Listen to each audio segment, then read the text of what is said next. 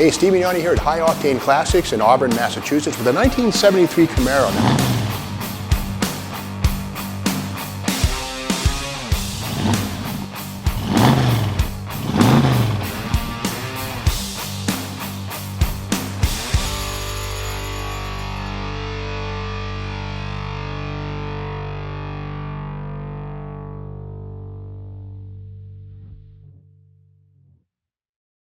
Now, we all know that the second generation Camaro arrived in 1970 and went all the way through 1981 to be replaced by the Gen 3 in 82. But another thing that's often forgotten is that in 1972, at the Norwood, Ohio plant where General Motors made Camaros and other vehicles, there was a strike that lasted 170 days, and 1,100 Camaros and Firebirds and Ventura 2s and Novas were stopped in process of assembly.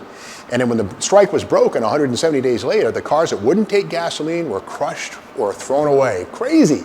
Now that happened a year before this 1973 Camaro was built, but this is from the Norwood, Ohio plant. So clearly the UAW and General Motors ironed out their differences, and this car is the result. Now this is a 1973, of course.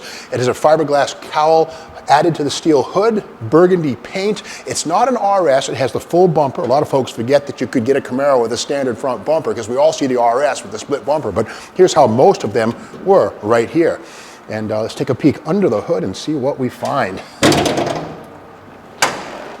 Yeah, small block Chevy. This one's a 383, so it has a stroker crank inside, a set of aftermarket aluminum cylinder heads, and it's funny, the aluminum cylinder heads first arrived from Chevrolet in 1961 aboard Corvette. Very rare option, like what, 15 or 20, something like that were manufactured, and then went away. Well, we can now get aluminum cylinder heads by calling Summit Racing or any number of companies, and they weigh less, they have better ports, and it's a win-win. But once these were extremely exotic, and now they're, well, pretty much standard equipment on any respectable small block Chevy build.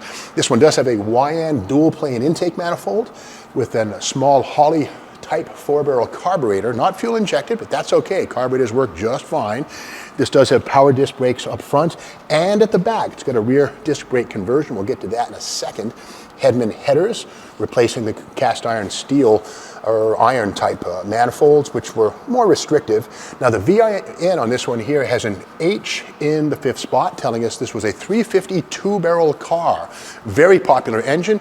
Of the 96,751 Camaros built in 1973, 50,262 had the 352 barrel. And I say had, this is now a 383, and there's nothing wrong with swapping out a 350 for a 383. Let's keep walking around this side. And this car, of course, doesn't have T-top.